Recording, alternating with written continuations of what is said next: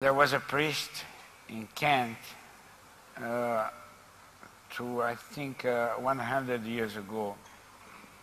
He made a sermon that someone wrote it down, and it's this classical picture that we see in Matthew's Gospel about the final judgment, where the Lamb is there separating the sinners and the one who should go to heaven.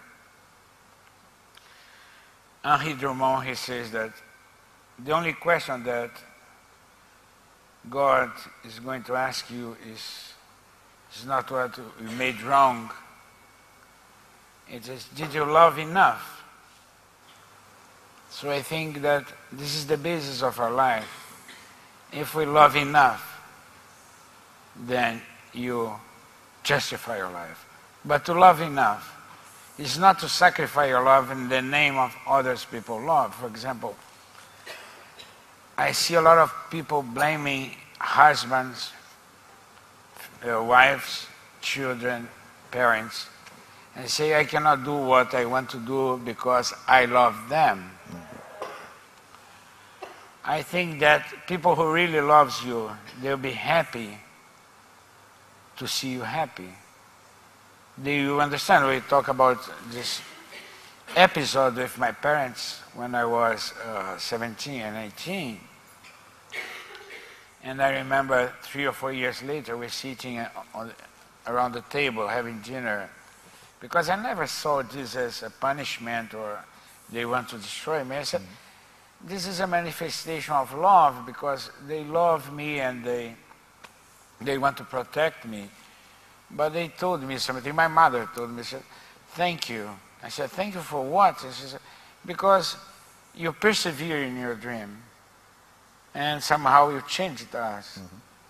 And I said, oh, I feel very moved by hearing these words, because at the end of the day, people who loves you and you go for your dream, they may react a little bit at the very beginning, but then they are going to understand, and they are going to support you, and they're going to, yes. And did your parents live to see your great success?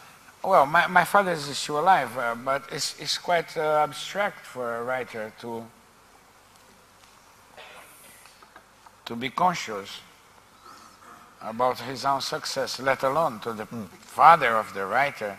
Oh, I think my dad would have been thrilled if he'd seen Bill Clinton reading a book that I'd written. Yeah, but then I remember when my book started selling well in Brazil, well, let's talk about 50,000 copies. That is quite impressive, either for UK, for Scotland. My mother said, oh, I met someone, it was her hairdresser. She's a friend of yours? I said, no, why? Oh, she's reading your book. I said, so my mother thought that only my friend read my books. So she thought you had like 50,000 friends yeah, just probably. Just in Brazil.